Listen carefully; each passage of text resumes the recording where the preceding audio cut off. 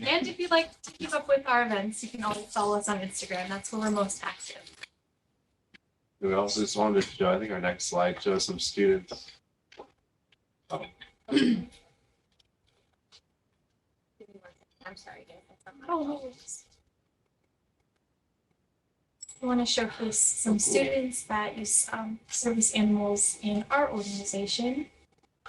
We have their pictures here. They can see us. Oh. There we are. That's Karen, come on up. Oh, guys, sorry about that.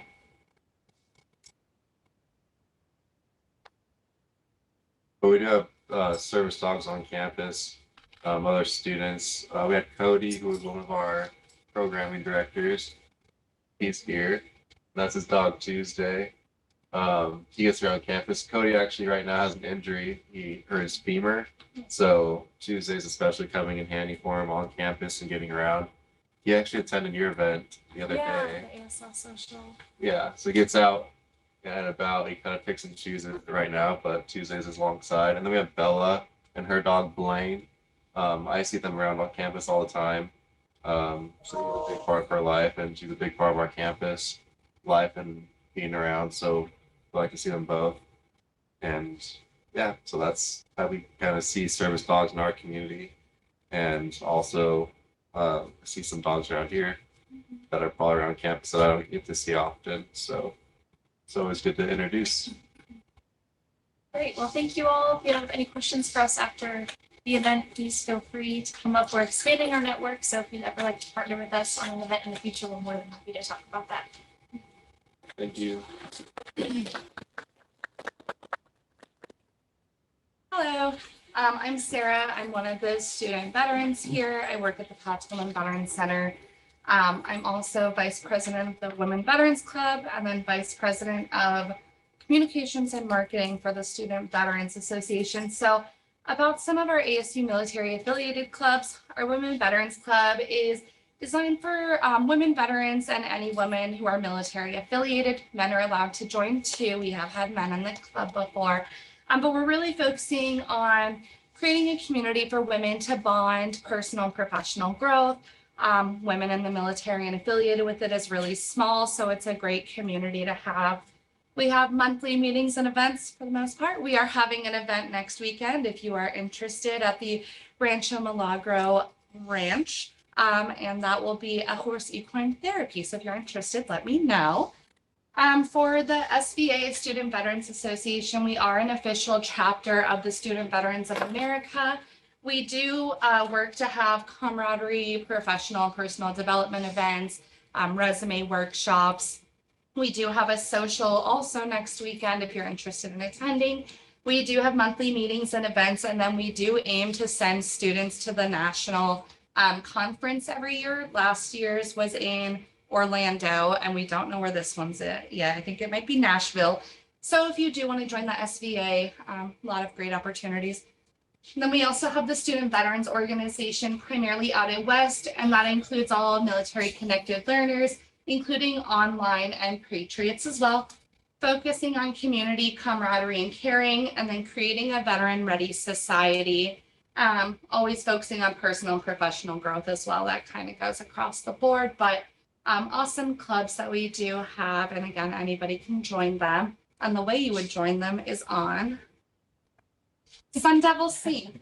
So if you do have an ASU account, you can join our clubs on Sun Devil Sync. At the end, we do have some link trees that should have those as well. But Sun Devil Sync is great, even not only for our clubs, for just ASU in general. All the clubs across campus post their events, updates. If you're registered, you'll get emails sent to you from the clubs. So if you do intend on joining one of our clubs or even another club across campus, getting on Sun Devil Sync is going to be your biggest step one. And if you have any questions, I can help you after as well.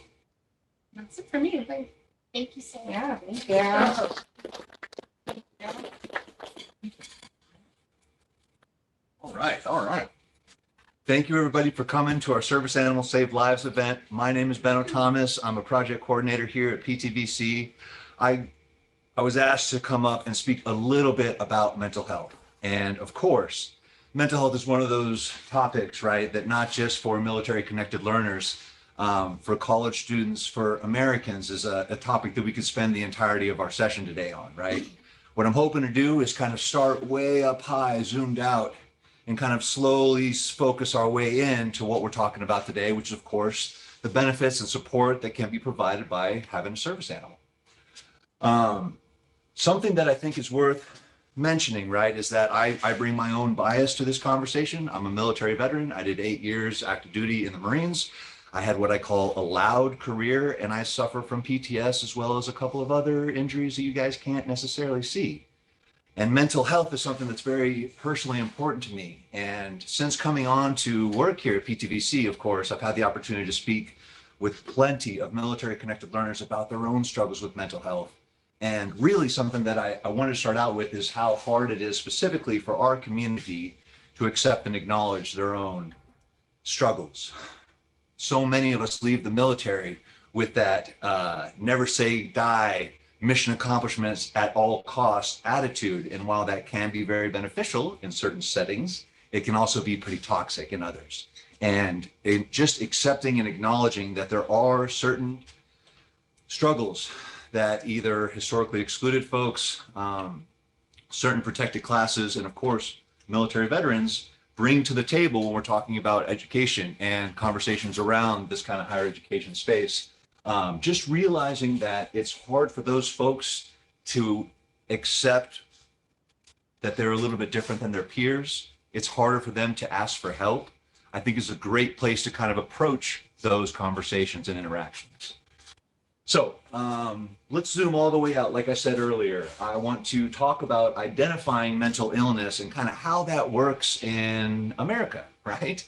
I'm not sure if this will be a staggering statistic to you all like it was to me, but about 1 in 5 Americans struggle with some form of mental illness, whether that be anxiety or OCD or PTS. All of those things, of course, are not just specific to folks who may or may not explicitly benefit from a service animal. Had a great conversation out here in the lobby about how if your lifestyle can support a service animal, that's a great place to kind of start that conversation. Just because you are struggling with some of these issues we're going to talk about doesn't necessarily automatically equate that this is going to be something that's perfect for assigning a service animal, for working that into your daily life, and of course, reaping those rewards and benefits. However, I would argue that there are plenty of circumstances that hopefully events like this will help raise awareness about, where that's exactly what they're supposed to do and how they can help. If you get a little bit closer in, not just 1 out of 5, but 1 out of 25 Americans experiences some form of extreme mental illness, whether that be a form of dissociation, schizophrenia, or even some types of major depression. And when you start thinking about a college classroom, and even if non-traditional, traditional students sitting in those seats, right? You're talking about at least one of those folks is struggling with something severe and is trying to go to class every day and is trying to figure it all out as they go. We're going to talk a little bit more about how they can hopefully identify and address those issues. Moving right along, some of the specific barriers to mental health resources for military connected learners I wanted to talk about is not just our own pride, is the way that I'll frame that. It's not just the fact that it's harder for us sometimes to ask for help, to acknowledge that we served, that we sacrificed, and that so many of us sadly come back missing pieces, trying to figure out what those pieces are and trying to patch those holes as we transition to civilian life. But again, beyond that, barriers that they face, that military connected learners face in college, is something that we call the hidden curriculum. And that's very easily explained, y'all, as the kinds of stereotypes that professors, that administrators, that staff and faculty bring to those interactions with military connected learners. The kind of Hollywood visions that we have in our heads about how those interactions are supposed to go, and the kind of military isms we need to be prepared to combat. Those end up having real world consequences. It means that military connected learners will be seen by their peers and by staff and faculty as being less autonomous, that they're not as independent because they, again, are used to being a part of a larger whole. And again, when you compound that onto a person who is struggling to ask for help, and they are being treated as someone who is stoic, who is maybe less comfortable on their own, these can have compounding symptoms. Let's talk about the importance of Band-Aids, y'all. Band-Aids are something that I like to talk about because I think that if you are struggling to get through to your next class, if you're trying to get from meal to meal, if you're trying to get from sleep to sleep, Band-Aids or quick little things that you can do to self-diagnose, to self-care, are something that I think is a great first step towards, again, accepting and acknowledging that perhaps there's more help down the line that we need to be exploring, that perhaps these are circumstances that maybe aren't best to be tackled all alone. Because while it's great to say that one of my Band-Aids is sports. I've always been a basketball player. I've been this tall since I was 12. And for much of my life, I dribbled better than I walked. And so getting out onto the court and getting my shots up and getting my drills in and all of that, I view as a Band-Aid. That's my happy place. I'm sure you guys all have or have heard of somebody's happy place, right? And what I'm advocating for is to embrace those Band-Aids, to not just treat them as something that, again, can be kind of a patchwork and really almost minimized to a distraction. Distractions are good. Distractions, especially to a person who's in crisis, a student who's in crisis, who doesn't have immediate access to the kind of care and counseling that maybe we all wish they would. Band-Aids might be the only thing that gets them to that next class. So I guess a first call to action here, y'all, is I'd love for us all to kind of think about what our Band-Aids are. And not just specifically what our Band-Aids are, but how we can interact our circles and use those Band-Aids, right? Which people in our lives can help us with those Band-Aids? And what I'm trying to get to is that there's a real negative trend of isolation that, of course, affects specifically the military-connected community, but that is by no means exclusive. We lose 22 people a day to suicide. Suicide has slowly crept in to be a top 10 killer in America across the board. And when you start looking at statistics for young people, for specifically teenagers, both male and female, those numbers are staggering. They're frightening, y'all. And my hope is that if we can at least acknowledge in each other the symptoms and have very basic bare bones Band-Aids to get us through the very worst of those crises, that at least that's long enough to get somebody connected to counseling, to get somebody connected to the VA, to hopefully get them set up with ASU counseling here in case that's the kind of immediate care that we're talking about. But again, Band-Aids, I think, are something that a lot of people would maybe dismiss out of hand. But I really believe that as a path towards overcoming your own barriers, your own mental illness, there are a lot worse places to start. And lastly, I wanted to really zoom in, guys, about college being super hard, college being a difficult place. And honestly, for so many, it's a gut check, right? And while it's meant to be, it's meant to humble those of us who are just chomping at the bits to get out there in the professional world. It's meant to set you up with those life experiences, experiencing conflict professionally, dealing with all of that in a way that can, again, provide you professional development. It doesn't have to be that hard. It's not supposed to be that hard, y'all. And I think that that's what we're trying to get to today. That if you are out there watching this in the future or here in the room and you're struggling, you're out there in the wilderness alone, what better way to start that journey, to take that first step towards healing than with a four-legged friend right beside you? If that's the very worst that you're going to get, if it's hard for you to have those initial interactions and those bring in your social circle in a way that maybe was more familiar in the military or wherever community you come from, my hope is that, and we were also talking about this, that having a furry buddy with you is a great icebreaker. Okay, it's an excellent way to start a conversation with folks. It's a great excuse to get yourself off the couch and out into the world. And again, you can do all those things knowing that you're not alone, that you got at least somebody there who loves you, who's very reliant on you, who's going to be there for you at the end of it all. And again, we're going to talk a little bit more about the direct benefits, y'all, but I hope that this kind of gives you a good flavor of what we really hope to accomplish here today and the ways specifically that mental health can be a barrier, can be limiting, and how service animals can help. Thank you all.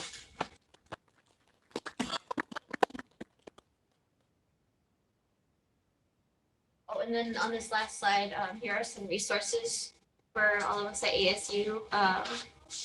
And Oh, yeah, thank you, Hannah. Thank you so much. Yeah, guys, before I sit back down, just in case this is useful information, Kate, we love trying to get folks set up with our buddies over at the Center for Mindfulness, Compassion, and Resilience. They do mindfulness sessions. They have places scattered all throughout our campuses here in the Valley that are specifically designed to be a safe space, to be a quiet, reflective space where you can go and just kind of get away from the hustle and bustle. We can connect you guys with them if you're looking for those maps, if you're curious about those types of resources. If sitting around and kind of meditating isn't really your flavor, y'all, that's fine. Let's get you connected with ASU Counseling Services instead. They're built very much to be an on-call service. They have most of their resources towards that. So they're very much, I like to call them a short-term solution, but that's a compliment, guys. They're very intentionally trying so that those students in crisis have someone to go to and talk to on the day if that's necessary.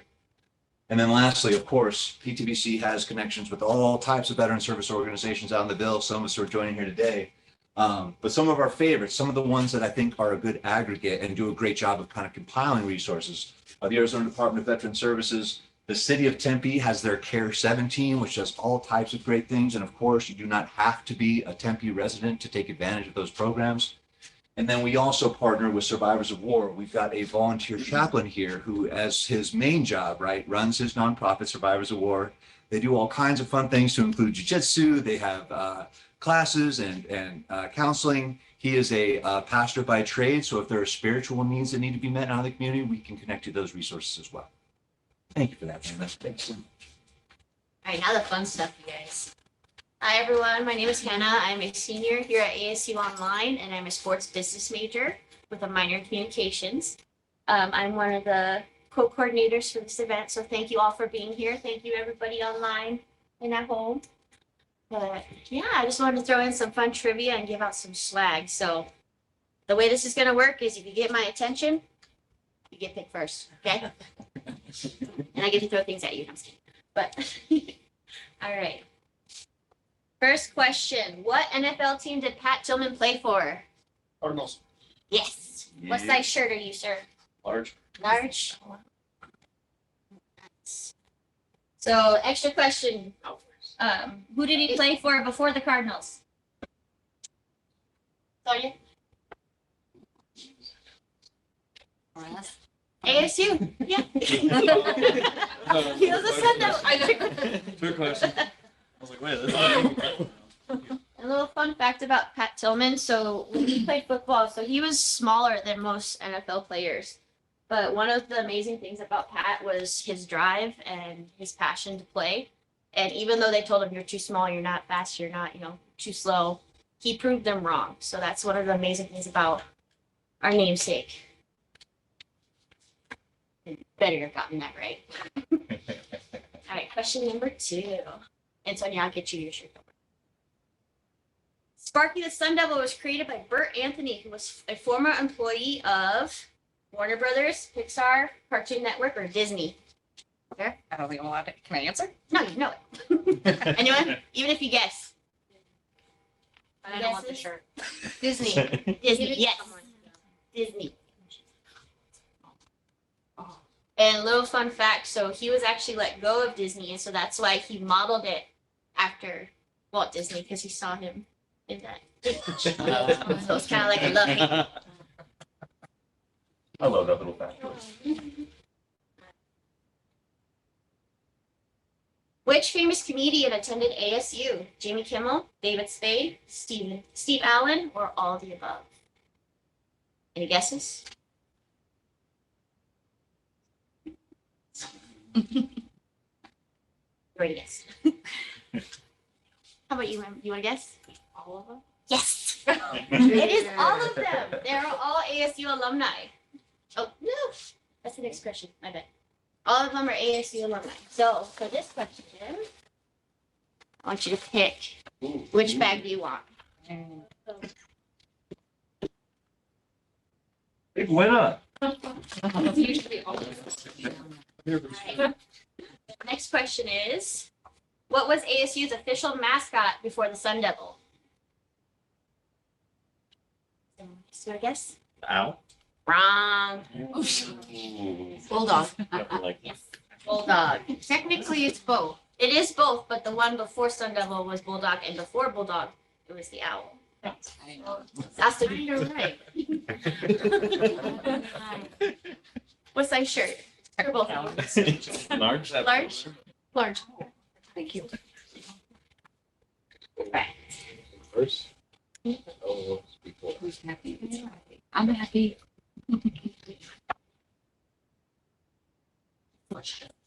If you need a different size, we can swap. Awesome. Thank you. Very much. But yes, it is the Bulldog.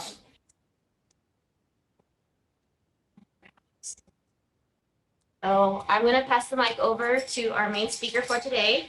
He's actually the recent award winner of the Pitchfork Award for the Emerging leaders. Emerging Leaders. So everyone, welcome Derek Wilson. You're Oh, one of our listeners. Yeah, for West Campus. So hello, my name is Derek Wilson. I'm a junior social work BSW student at ASU. I attend the West Campus. Me and my buddy here, we were both hired by PTBC to be student success advocates. Also, I'm a secondary advisor for the student veteran organization at ASU West. And I also,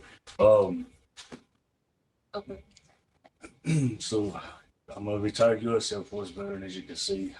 This is me on deployment with one of my military working dogs, Free, who actually retired and was sent out to Mesa to live out the rest of his life. Died peacefully in 2013 of old age.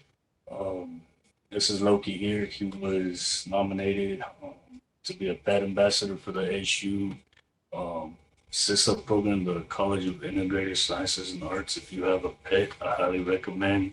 If there's a story behind your pet, go on the website. Or if you know somebody else who has a animal that you feel should be nominated, go on that website and nominate that animal. Like I see one in the back, let's nominate them, get them on there. And then I just shared this picture here. I got to sit on the honor row to watch the Washington Huskies, that was an amazing day for me because I grew up a Washington Husky fan. I grew up in Washington State primarily. So that was awesome to be able to watch ASU stomp that day. And then you can't see me here, but that was my first ever hockey game. Got to go. And I share these pictures because these are things that I get to do because of having a service dog. Without a service dog, I firmly believe that I would not be where I'm at today.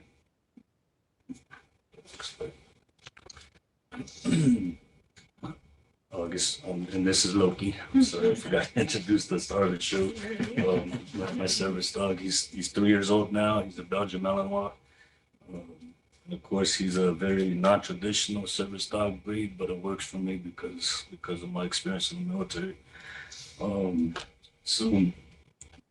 First off, it's really important to define what is a service animal. Service animals, according to the American with Disability Act, is a dog. That could be any breed or size of dog. What makes them different is that they're trained to perform a task directly related to a person's disability. And they only actually have to be trained in one task. A lot of people think that they need to be trained in multiple tasks. Just one.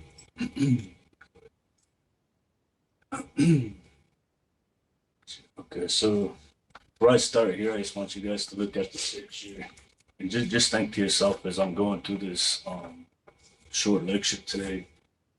You can see there's a registered service dog ID, there's a vest, there's little fancy tags here, there's a collar that says service dog, and there's even a cool certificate with looks like some kind of an ID number. So as we're going through this lecture, I just want you to consider, do you think these things right here are what make a dog a service? So I want to start first with service dogs are not.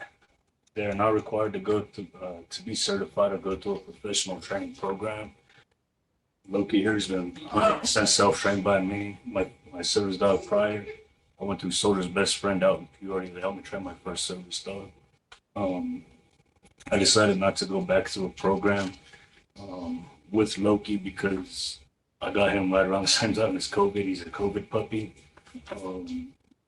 So we ended up not going into a service dog program, but I felt like I had enough experience with military working dog years, but we actually train our dogs to go downrange and do some pretty phenomenal stuff. And then going through that first program, I felt like I was prepared to train my next service dog myself. So here's Loki. However, I do still recommend having that third set of eyes. You always want to have accountability in your training program. So I do have a professional trainer who assists you with Loki. So other things that service dogs are not is they're not required to wear the vest. That indicates that they're a service dog. As you can see, Loki, he's not wearing one right now. He does sometimes. His vest is mostly like a billboard where I have a Sonic patch and a veteran imagination. I just drew like a veteran scholar program patch on there. And then I do have a service dog patch, but that doesn't make him a service dog. He doesn't have to have those things on him to be a service dog. I also have like on his collar here, says his name, PSD, and then just like a little red cross to just kind of help people identify what he is. But it's not necessary. I don't have to have those things on him. It's more of a thing to just let people know, hey, he's a service dog without actually having to ask, even though it doesn't actually have any particular meaning to it, which is very important to know. If you see dogs around campus in particular with nothing on all but a collar and a leash, they might actually be a service dog. I'll get into how you identify that in just a moment. It's also important to know that service dogs are not emotional support or comfort dogs. In other words, a lot of people ask me, hey, how come you don't pet your dog all the time? Well, because he's not here to be pet all the time. He's here to provide the tasks that I need him to provide.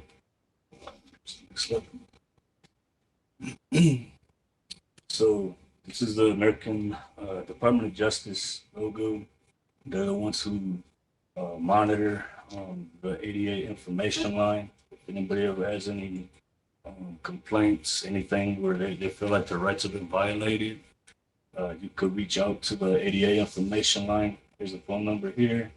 You can also just go on ada.gov. They have a lot of different links to get you directly to where you fill out those forms. So ADA governs state and locally. States can't go create their own law that's outside of what the ADA says. That's where that's the regulation. That's what we go by.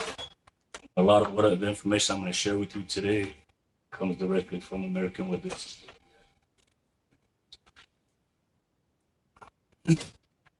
On this one, we just go ahead and play the video.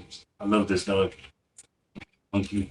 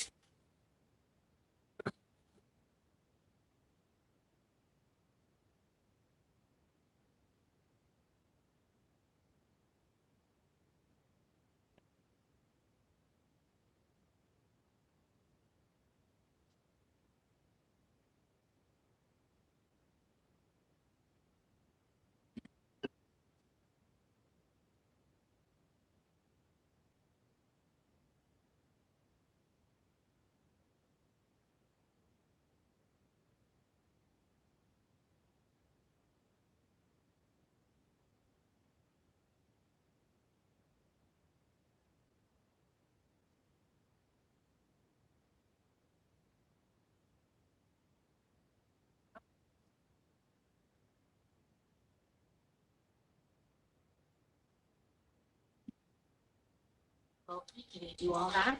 In the video, he's cheering on Monkey a lot, so you just hear a lot of "Go Monkey." There's a lot of reward and praise. Yes, a lot of positive reinforcement.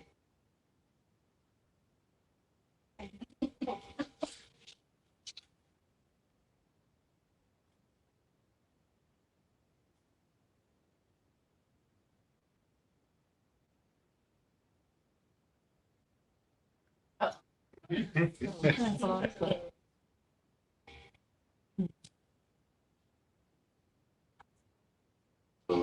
Look, these has a lot of really cool stuff. I definitely do.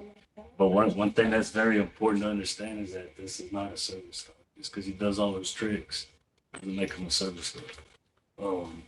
Newmar himself will tell you that he's not a service dog. So let's get into how do you identify a service dog? How do you know? It's because he doesn't do tricks like that doesn't mean he's not. So if you're a business, state or local government facility, if you're staff at ASU, and it's unclear whether someone's dog is a service dog, you may ask a few questions. There's two. You may ask, is the dog a service animal required because of a disability? And you may ask, what work or task has the dog been trained to perform? You cannot ask what kind of disability the person has in order for them to have a service dog. That's very important to understand. I believe it's a HIPAA violation. So you don't want to get yourself in trouble because you think that it's important to know the specific disability. You can't ask that. So what you may not ask again is request. You cannot ask for documentation. There actually is no existing documentation to prove that it's registered, licensed, or certified as a service animal. Now, just to elaborate on that a little bit. According to ADA, states can create like their own kind of registrations if they want to, but they're not legally required to make anybody sign into those things. Licensing Maricopa County, for example, does require every dog living in Maricopa County to be licensed. That's not to prove it's a service animal. That could be a pet dog that has to be licensed as well. And that's actually just to show Maricopa County that your dog is vaccinated. That's all that's for. There's also nothing that says, hey, my dog is certified as a service animal. The picture I showed you guys earlier, those little ID cards, those are throwaways. They don't mean anything. So you may not ask that the dog demonstrate its task or inquire about the nature of a person's disability. Again, you might see a person's dog doing a specific task and I'm like, that's a cool task. Unless you're in a position to have to ask, don't even bother asking. Just, hey, that dog's obviously a service dog. Otherwise, it probably wouldn't be here right now. So service animal behavior, this is really important. If a service animal is out of control and the handler does not take effective action to control it, staff, and this is important at ASU too, may ask that the animal is removed from the premises. So if you're in a class and the dog is just barking, that dog could be asked to leave, come back next time, come back tomorrow. The dog always has to be under control of the handler. Doesn't necessarily that it should be on a leash, harness, tether, unless these devices interfere with the task. You see Loki's actually on a remote collar too. One of the tests that he's trained to perform for me is I actually send him into a room sometimes before I walk into the room. And the way that I'm able to keep him under my control is that he's on a remote device. So in certain instances, that's okay to be off leash, off tether.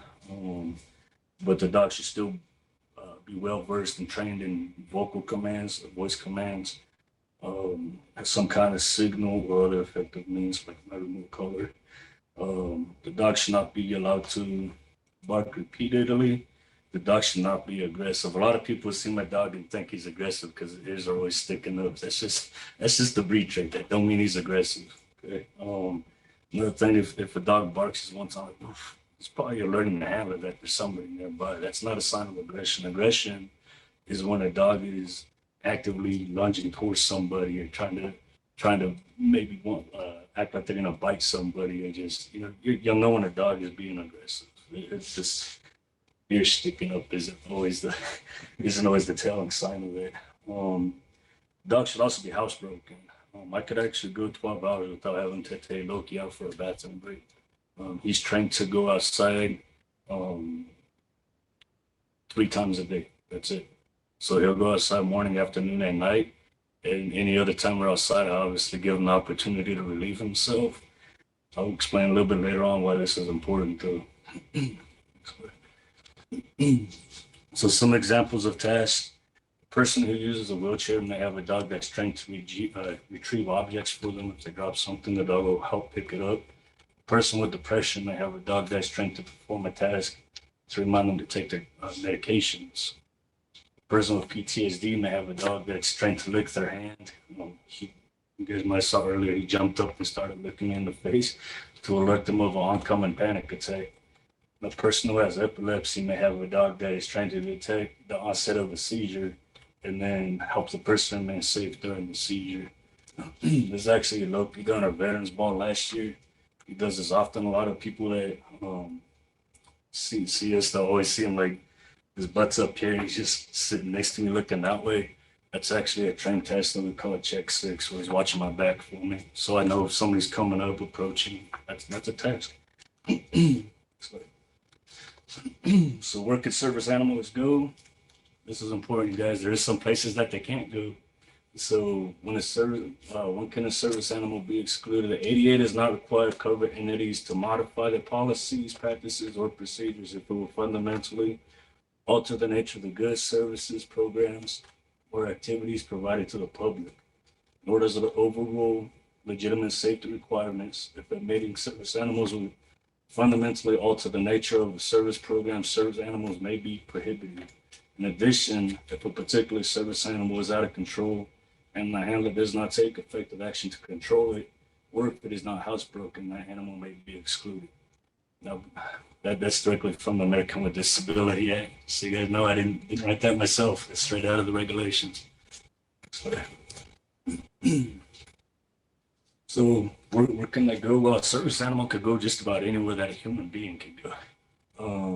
It's important to know that they could go into restaurants, they could go into shops, hospitals, they could go into schools, they could go into hotels. I think it's a shorter list to say where they can't go. An operating room, for example, you're not going to bring the service dog into surgery with you. This is an example. ADA also applies to certain types of housing, including public and private. So like if you have a HOA that says no dogs, I'm sorry, but you can't always have your dog there, right? Like now, when we get into the hood stuff later, I'll explain that to you. ADA also applies to emergency shelters. Now, emergency shelters, like let's say you experience homelessness, you could bring your service dog with you into that homeless shelter, whether they try to push back and say no or not. And if they're saying that you can't go in there because you have your dog, you need to contact the ADA. I've heard of people refused, even here in Phoenix, from a homeless shelter because they had a service dog. Those people, I always say, you need to be contacting the ADA and let them know that they're sending you away from a resource that's designed to help you. So the Fair Housing Act, housing providers cannot refuse to make reasonable accommodations and rules, policies, practices, or services when such accommodations may be necessary to afford a person with a disability the equal opportunity to use and enjoy a dwelling. The Fair Housing Act requires a housing provider to allow reasonable accommodation involving an assistance animal in situations that meet all of the following conditions. A request was made to the housing provider by or for a person with a disability. The request was supported by reliable disability-related information. The disability and the disability-related need for the animal were not apparent, and the housing provider requested such information. So earlier I said that there's some places, like if you live in an HOA where you can't bring a dog. If a HOA says that you can't have a Belgian Malinois in this neighborhood, either I go find a new breed dog or I'll just find a better neighborhood to live in. Next slide. So this next section, I want to talk about the Air Carrier Act. And I'm not very well versed on this, but I think it's important, especially to our population, because not all of our students live here in Arizona. A lot of them will travel home. Some might use an airplane. So this is just directly off the Department of Transportation website. It's basically almost identical to the ADA regulation. You're not going to see very much different. With the exception of, there's a couple forms that they're gonna ask you to fill out. Including like, let's say go to Southwest Airlines, Delta Airlines, whoever you're gonna fly with, they might have some forms that they want you to fill out as well. So it's really important that when you're booking a trip to go fly across the United States, at the time that you're booking that trip, you say, hey, I have a service dog. What forms do I need to fill out? Request those accommodations at that time. You don't want to get to the front gate ready to go and they, hey, you don't have these forms filled out, so now we got to cancel your flight. So airlines are required to recognize dogs as service animals and accept them for transport on flights to, within, and from the United States. Airlines, though not required, are free to transport other species for passengers if they choose to do so. When can the airline deny to transport a service dog? One thing that's really important, guys, with service dogs is the heat embargo doesn't apply because your dog's not going to be down in the cargo bay. At any time during the flight, if it's a service dog, he's going to be in the cabin with you.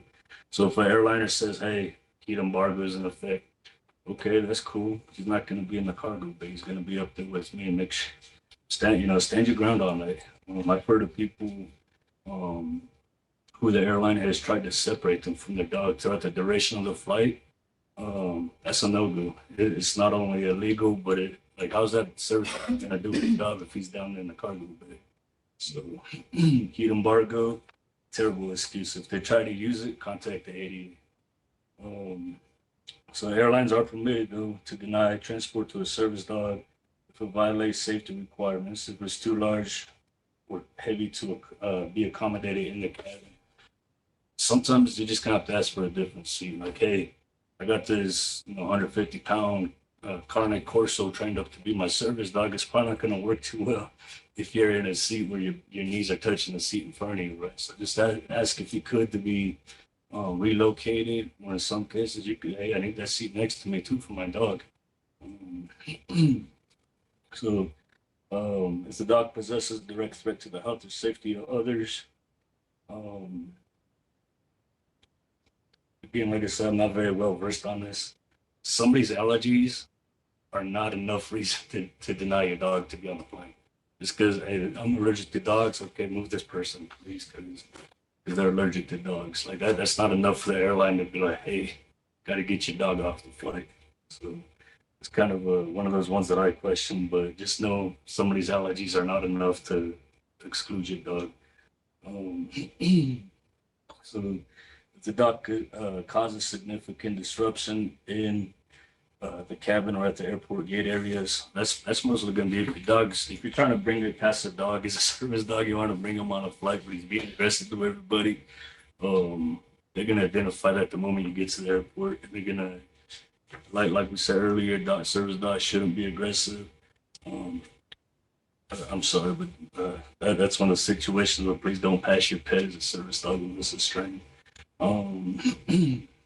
Violates health requirements, prohibited from entering the U.S. territory or foreign country. So cultural competency, I say, is probably the biggest thing there.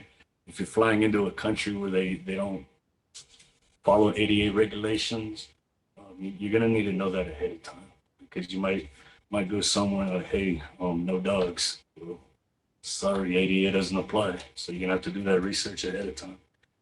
Looks like.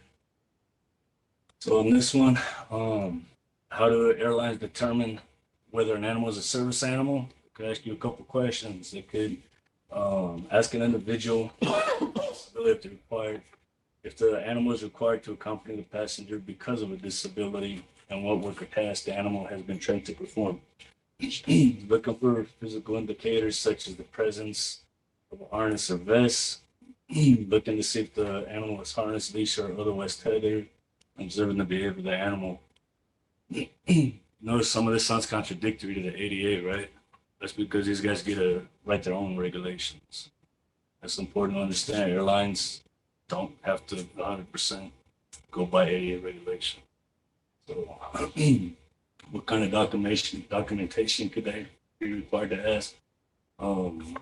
This first one here is the testing that the animal's health, behavior, and training. So you just say, is he vaccinated? you're gonna sign and say, hey, this dog is he's trained, he has good behavior, and then just some other assurances that you're gonna give the airline that, hey, I'm gonna be under control of this animal throughout the duration of this flight. This is kind of a liability contract because if your dog turns around and bites a passenger behind, guess who's responsible for that? Looks like. Now the next one I talked about the relief. Why I train him specifically to only use the restroom 3 times a day is because if I ever have to fly across the country now, I'm gonna have to fill out a form like this that says my dog's not gonna go, use the restroom on your plane.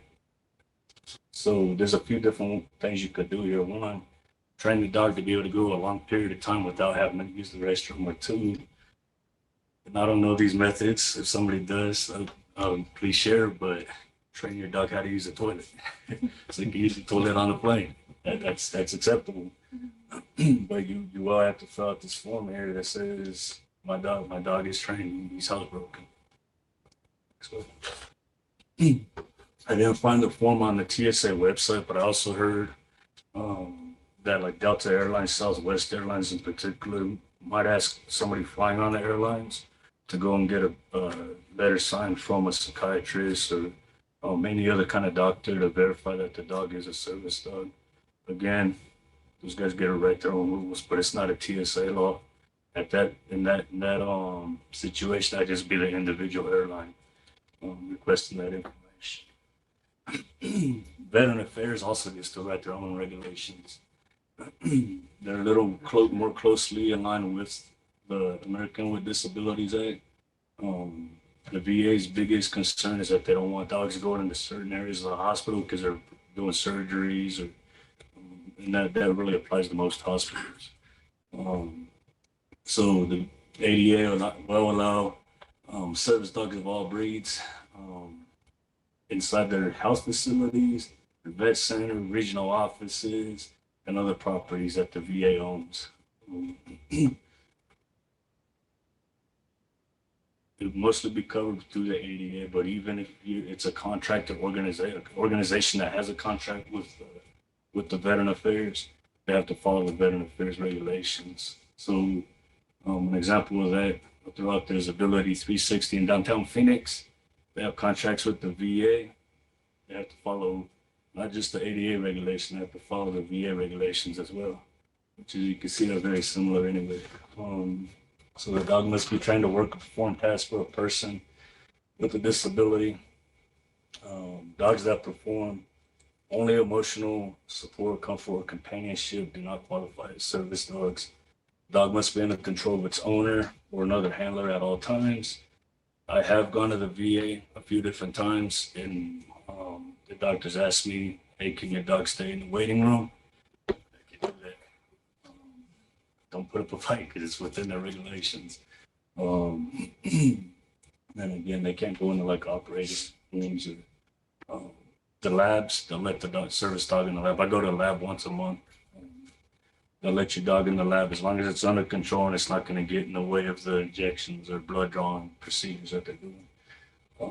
And they do not allow any other animals inside the VA besides the service dog. Service dogs in training are also allowed inside the VA. So, if you ever have any issues while you're at the VA,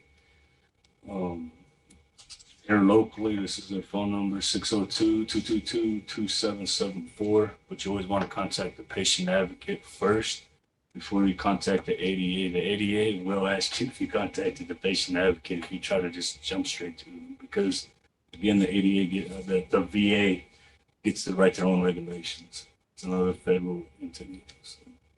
So, we're at Arizona State University, so it's definitely important to talk about ASU's policies. So faculty may have students who come to class with animals. Some animals are permissible on campus without any identification, while others require approval as an accommodation. Because Loki's not a very traditional service dog, I did request accommodations through sales before I even came to ASU because I just didn't want any issues. And I definitely recommend, even if you do have a breed that's commonly used as a service dog, just tell sales to throw a note inside your accommodation sheet that says, hey, the student's gonna have a service dog when they come to your class. So service animals, again, are any dog that is individually trained to do work or perform tasks for the benefit of the individual with a disability, including physical, sensory, psychiatric, intellectual, or other disability. Individuals could bring their service animals into all areas of public facilities or private business for members of the public, program participants, clients, customers, patrons, or invitees are allowed. So anywhere a student could go, a service dog could go too. Again, I don't know everything about ASU, just like the flight stuff. I don't know if we do surgeries here, but if you do surgeries, your dog ain't gonna go into that surgical room, right? So, so a service dog can be excluded if its presence interferes with the legitimate safety requirements of the facility. If you have an animal in your classroom, to determine if the animal is a service animal, you may ask the following 2 questions. Notice it's always 2 questions, right? So, is the animal required disability, and what work or task has it been trained to perform? I think this is the last time I mentioned this. I'm gonna kind of show an example of what that looks like, right? So Van will act like Loki's your service dog, okay? And I'm a facilitator. You have a service dog because of a disability? Yes. Okay, what task is he trained to perform? He's trained to bring me my medication. Awesome. That's it. End of story. Conversation's over. Just like that, guys. That's simple. Can't ask what medications, what's the, they can't do that. Okay, two questions in the conversation. So, thank you, Ben. So you cannot ask about the nature or extent of the individual's disability. You cannot ask for proof that the animal is a service animal, including requiring an individual to have a vest on. Again, if he's not wearing a vest, that doesn't mean he's not a service dog.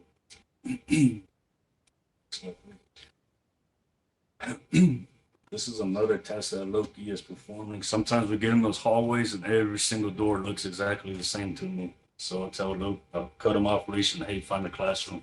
And he'll run clear down the hallway and sit in front of my door. So usually takes someone when we start the new semester about a week to learn where my classes are at. After that, if somebody was to walk through that door, he would go as far as running to my seat that I always sit in. Yeah. So responsibilities of individuals with service or assistance dogs. The university is not responsible for the care or supervision of a service assistance animal. In other words, it's your dog, you take care of it. Don't expect your teacher to take care of it for you. That also goes along the lines of picking up after your dog. I always carry Lysol wipes and poop bags and all that stuff in my pockets. You know, everything I need on me right now. If he was to go potty right here on this floor, I got what I need to clean it. That's the handler's responsibility, not the staff's responsibility.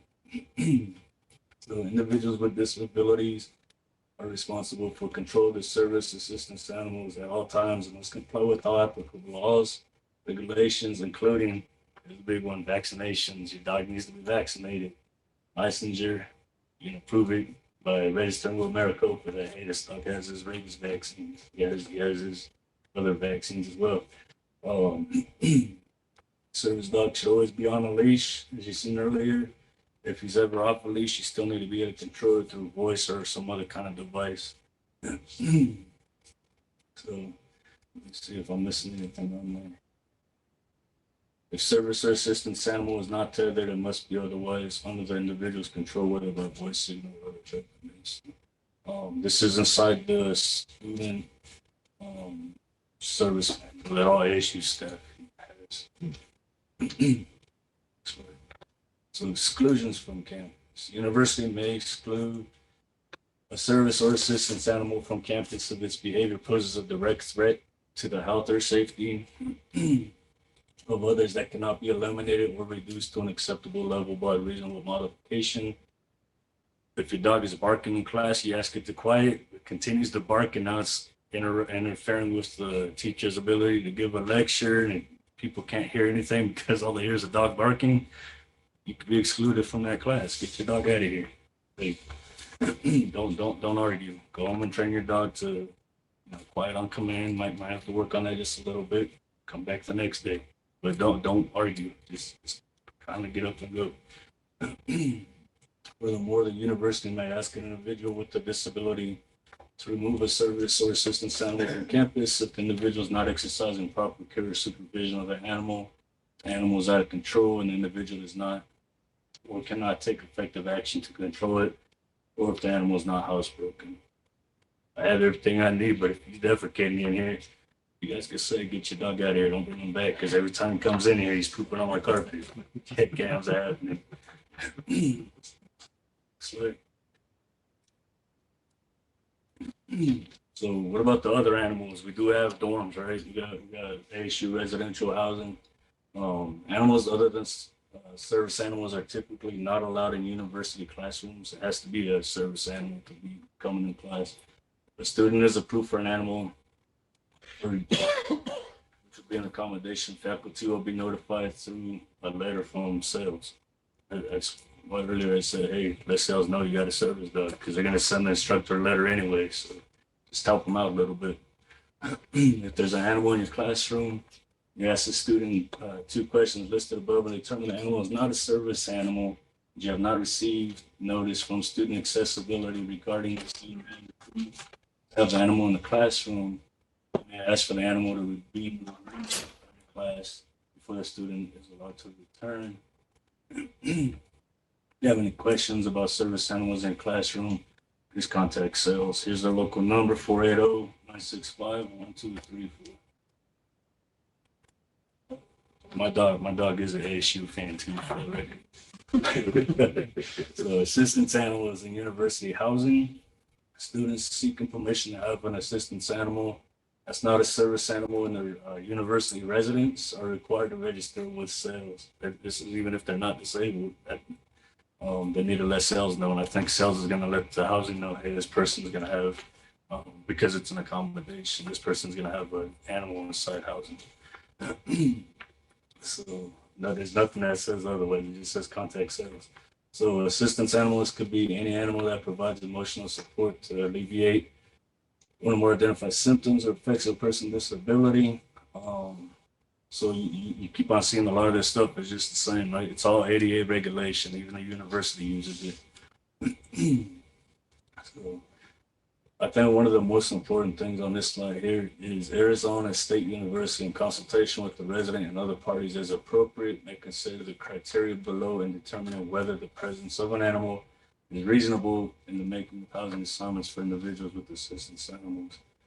If the animal is posing a threat or has posed a threat in the past, or a direct threat to individuals or others, in other words, if your dog's aggressive, your animal is aggressive, the university could prevent you from having that animal inside your residence.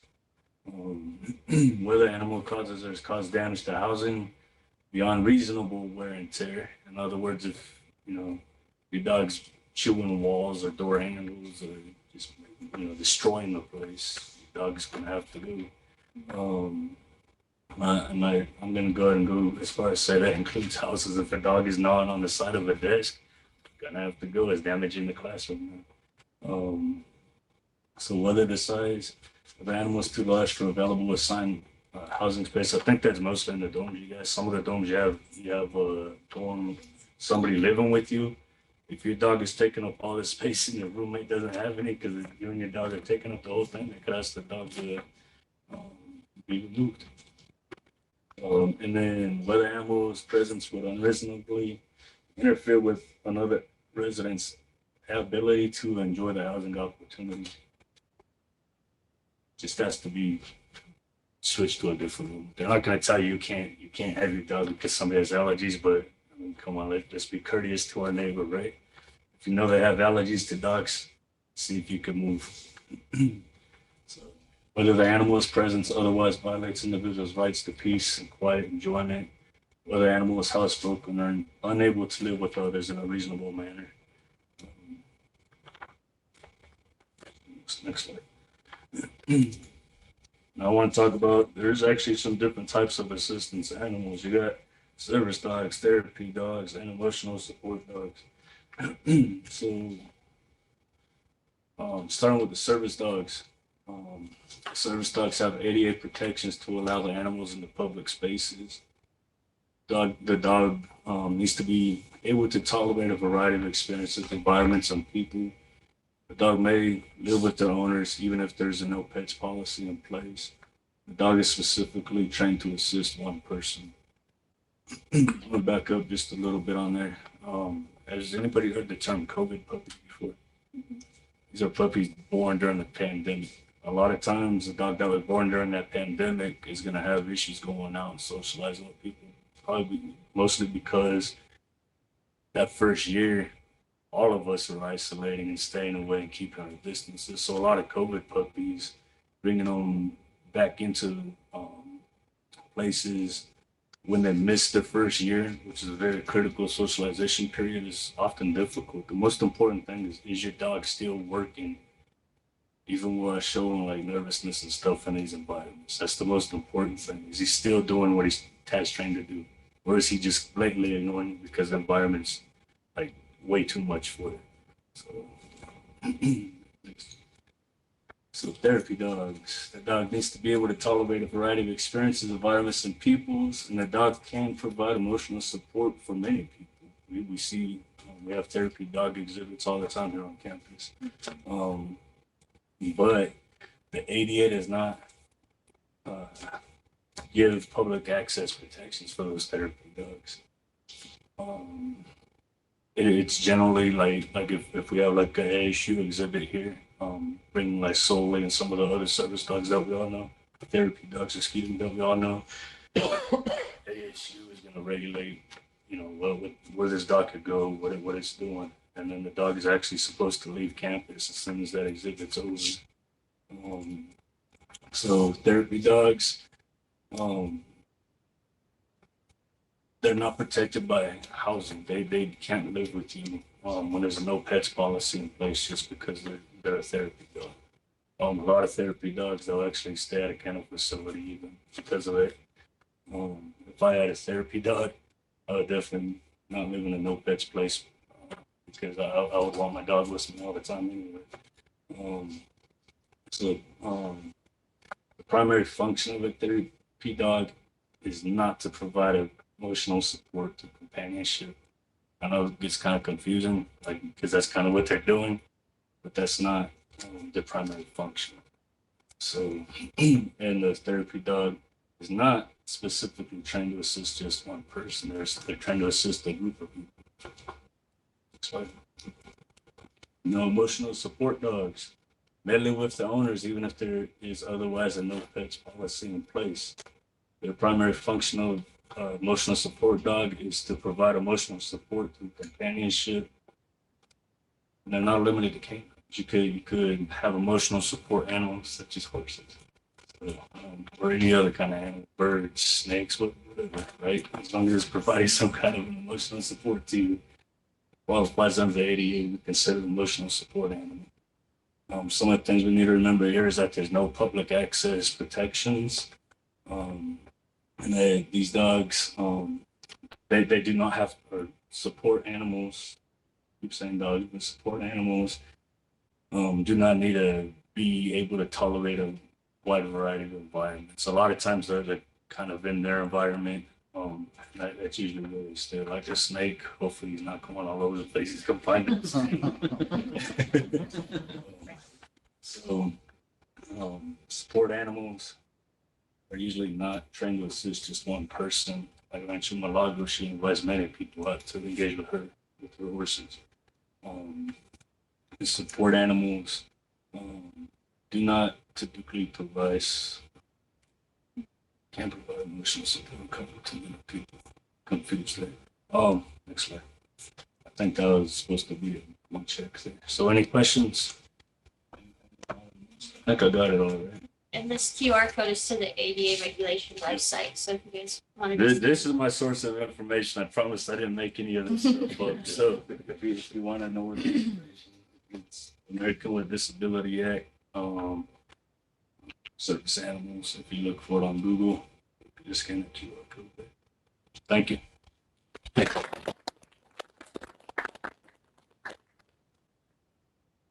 Any more questions? Just for funsies, okay, guys? What item has been banned from the Sun Devil Stadium since 2014 because students would throw them on the field? Is it flowers, popcorn, tortillas, or pickles? Any guesses? Tortillas. It was tortillas. Now they're banned. They used to throw them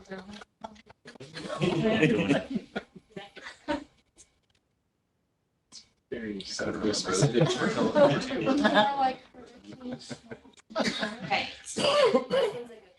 What was the record-breaking score for the Territorial Cup in 2020?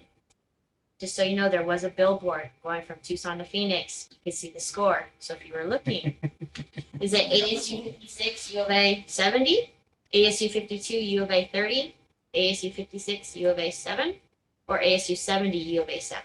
There's someone jumping out of their seat. Yeah, he'll grab it. I remember watching this one. It's ASU 70-7. Yes, Wow. that's the billboard. Yeah. No pity. It was great. It was No. entertaining. Winner. I always get happy when I drive in from Tucson. I can see it. That's fun. Yep, just walked us some baseball. Walked us. Okay. All right, I'm gonna pass it over to Jason, who is our sales rep, and he's gonna tell you about sales and how to contact and a bunch of information that I think is very vital for our students. Again, everyone, thank you for being here today.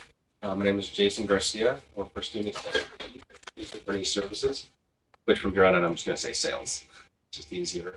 And what we do is we provide accommodations for students who are registered in their office. And really anybody at ASU who has a diagnosis of any kind, if it gets in the way of their classwork, they should register with us. This could be anything. You know, we have about 9,000 students, I believe, registered with us right now. And the vast majority of that is usually like ADHD, depression, anxiety, and dyslexia. Those are kind of like the vast majority, about 90%, give or take. But the way it really can get in the way of classwork is really important. You know, obviously a lot of veterans, you know, they have some issues, some complications, some diagnoses, some symptoms, and they're looking for support. You know, we can help with that, you know, whether it's, you know, maybe some examples is they have a physical injury, you know, and the pain is substantial. It could be chronic back pain. We can help with that. You know, we can talk to their teacher about, hey, the student had a, you know, a bit of a flare up this past weekend, couldn't get an assignment, and maybe give them an extra couple days. We can do that, and we do that all the time. You know, maybe a student needs to go into the hospital for some treatments and miss, you know, maybe a few days of classes. We can talk to their professor, their TA, their lab aide, their lab coordinator, whomever, and you know, see about maybe pausing their coursework temporarily and allow them to make it up a little bit later. We do that. We advocate in that sense, and we're happy to do it. So, as it was mentioned kind of earlier, service animals don't have to, you know, students with service animals don't have to register with our office, but it's definitely a good idea. It really is. There are places where a service animal can be impacted in itself at ASU. We've seen a lot of chemistry labs where this has happened, where, you know, there's a lot of different odors in the air that can literally hurt the animal. We have a pretty sensitive nose, as everybody knows. You know, there might be something we have to coordinate or talk to the lab coordinator or work with the students and try to figure something out. We've done that, and we're happy to do it. But as Derek mentioned, even if it's not something like that, it's just a good idea for a professor to get a note from us at the start of the semester saying, hey, the student's registered and they're going to have a service animal. That's it. Really nothing else. We don't release any private information. We don't believe that's appropriate, of course. It's a violation anyway, but, you know, private medical rights are very important. But yeah, we do recommend students register with us really anytime they have a diagnosis or symptom that could get in the way, even if it's not actually getting in the way. So maybe if a student does have, it could be anything. It could be diabetes. It could be ulcers. It could be seizures. It could be PTSD, OCD, ADHD. It could be anything. And even if it's not at the moment causing a barrier to their education, if they register with us, then if there is a flare-up or maybe their medication stops working, or maybe they need a hospitalization, or maybe something else happens, a side effect from the medication, they're already registered with us. So we're kind of ready to go to instantly email the teacher or TA or whomever to support that student. that's why we really do recommend it. It's just a good idea to kind of have us in your back pocket. And you can register us at any time this semester, any time at all. It can be August, September, October, November, it can be during the summer. We can alter things, meaning that if you register with us in August and then you have a new diagnosis or new symptom in September, October, let us know. We can change things. We can adjust your program. We can re-email teachers or TAs. We have no problem doing that. We're pretty flexible if you just reach out to us. Some of the course accommodations we offer, it's very common, maybe if a student has depression and they're on medication, the medication creates focusing issues. It's hard to focus. That's a very common side effect of various medications. So when the student takes their test, maybe they have to read a question 2 times over. Or maybe they have to read it 3 times over. Or maybe they need to pause in between a 2-hour final exam because 2 hours is a lot of time to concentrate. We can simply offer them extra test time. Same test, same day. They just take it in our testing center with more time. It's a very common accommodation. It's something we can do pretty casual in a sense. Maybe the student has a physical complication or even another issue that's really kind of getting in the way of them taking notes. We can maybe set it up so the student can record the lectures, listen to them later.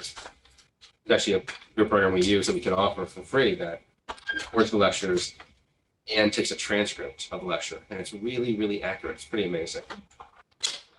Make sure the student has access to the lecture, just the course material. Everything we do is very, very confidential. When we tell a teacher or TA or lab coordinator or adjunct professor that students register with us and approve for testing accommodations, or if the student has a service animal, or the student maybe is approved for some flexible assignment deadlines, even then we don't release why. We don't release why ever. We don't release family history, medical history, surgical history, psychiatric history. Nothing is ever released from our office in that capacity. We're very strict about respecting medical privacy. We do support students. Basically, if you're taking class at ASU in any capacity, we can support you. If it's online, if it's in person, if it's a hybrid, if it's A session or B session or summer semester, if you're working towards a degree, if you're not working towards a degree, if you're a PhD candidate, it doesn't matter. Any classes, anytime ASU you register for and taking, we can support you during the time. So please reach out to us. On the next slide, please. Probably the easiest extension to remember at ASU, 51234. Very simple. We are located on all 4 campuses. Email us, fax us. A lot of us text. So we really do make it pretty convenient. There are sometimes students will call us and want to meet somewhere. I can meet you at Hayden Library. I can take a walk around campus. I'll meet you at Chuckbox for lunch. It's all good. I'm happy to do that. Happy to have a conversation. Happy to find a way that we can support you. And if we can't, well, we work with the Pat Tillman Center. We work with counseling. We work with the Student Success Center. We work with tutoring. We have mentors. We have success coaches. We work with pretty much everyone at ASU.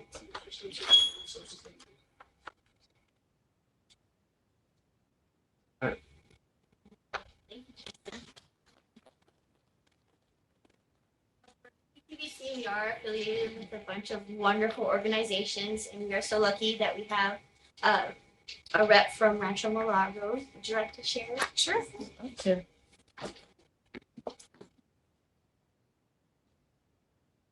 Well, thank you. I am honored to be here. This is definitely my heartbeat with animals and hearing the testimonies of how powerful they are. So my name is Vanessa Conan from Rancho Milagro, and I'm going to give you a little bit of an understanding of how equine therapy works. So horses sync their heart rate with other horses in the herd. So when they do that, they are all, when their heart rate is at a good state of rest, guess what? The whole herd is at a good state of rest. You'll see some horses lay down, a couple standing up, they're at a good place. But when they feel a heart rate go up, everybody starts to perk up. Does that kind of sound familiar with any of us in different situations of our life? Our heart rate has gone up and you kind of get a little bit more heightened in your area that you're aware of. Well, horses do the same thing. And when they do that, we watch their behaviors and we just ask questions. We really don't need to know a lot about the history. We don't need to know about the past. What we do is, how do we help you regulate your heartbeat so that you're able to cope in whatever situation you are by we just asking those simple questions about what the horse is doing. So I have a lot of testimonies. I could go for quite some time, but I just really want to get you interested in a little bit more about equine therapy because it's very powerful. And part of my testimony is why we do it is I am a retired paramedic from the fire department that was diagnosed with PTSD, and I refuse to be diagnosed with that. But I've learned that technique of watching the horses and their behaviors and asking myself just simple questions. So again, my name is Vanessa Conan from Rancho Milagro, and I would love to share a little bit more about what we do, but I appreciate being here today. Thank you.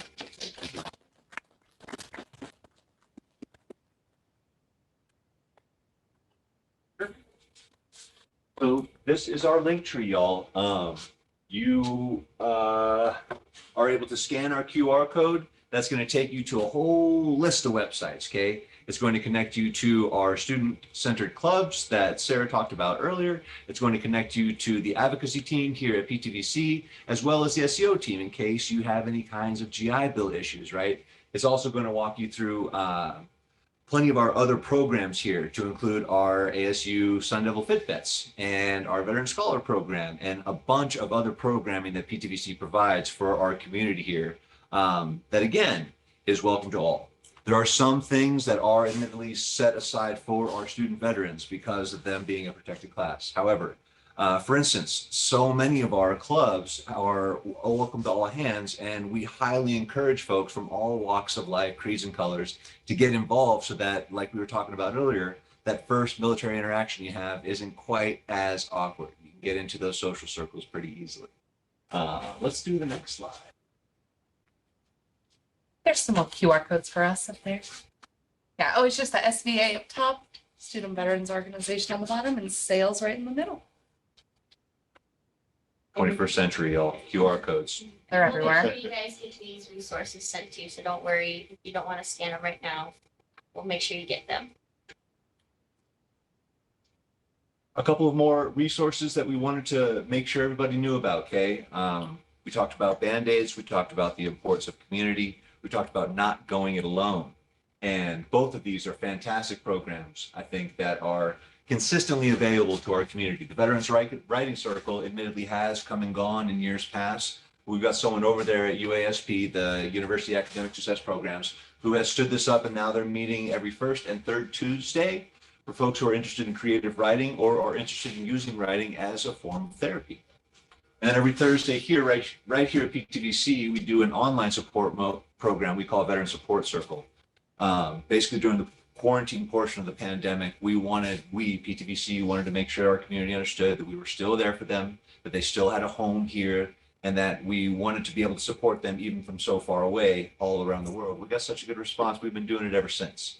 Every Thursday from 4 to 5, if you're free, that's a good bit.ly for you to write down, to jot down. That's also included in our link tree. Come and hang out. We do guided sessions. We do just chatting about what happened that day and everything in between. Oh, sorry, go back one more, Hannah. Sorry about that. So I put this up here, y'all, because I hope that we've made it clear by now that Pat Tillman Veterans Center takes this stuff seriously, and that if nothing else, right, if you don't necessarily need us for GI Bill help, you're not really looking to get an internship right now, we can definitely still be a resource connector for you. If you're one of those folks out there, maybe that feels that ASU or whatever higher institution you're at, right, whatever college you're going to, you're starting to feel like a number, starting to feel like a customer, come to us. Come get you connected to folks who are going to treat you right, going to treat you like a person, and most importantly, give you the kind of dignity and respect that you deserve. So I wanted to include that I like to think of PTVC as nothing more than a resource connector. Next slide. All right, so we have a little time for Q&A. If you guys have any questions about the presentation, you want to ask Derek or myself or Accessibility Coalition, we are more than happy to answer your questions. And we just wanted to thank you for your time. If you guys haven't gotten a t-shirt yet, if you would please scan the QR code and fill out a little survey, and I'll make sure you get your t-shirt.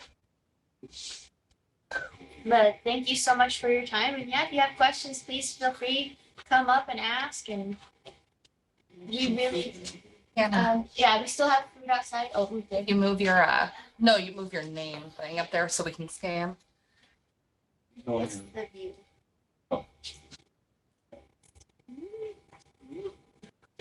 Beautiful. Truly, y'all, we've got plenty of food sitting back up. We're gonna kick the doors back open. I highly encourage y'all to stop by and check out Vanessa's table. She's got some cool stuff to talk to you about with equine therapy. Please stop by, chat with Jason if you have any questions about sales and the kind of support they can provide. And if you see anybody wearing a purple or a black polo, please don't hesitate to hit us up about the kind of help that PTBC can give you too. We're always happy to answer questions. You can always email us and we'll get back to you pretty quick. So there's always somebody there. And just thank you for joining us and taking the time. And if anything out of this presentation, just make sure you pay it forward to the next person. Be kind, be aware, and make sure you're taking care of yourself and doing the steps to make sure you're taking care of your mental health, because everyone gets burnout, everyone gets, those mental blocks. So if you can, try to take the measures to prevent that. Take care of you. Thank you, Dan. Thanks, everybody, for coming. Yeah, if you haven't got your shirts, come see me.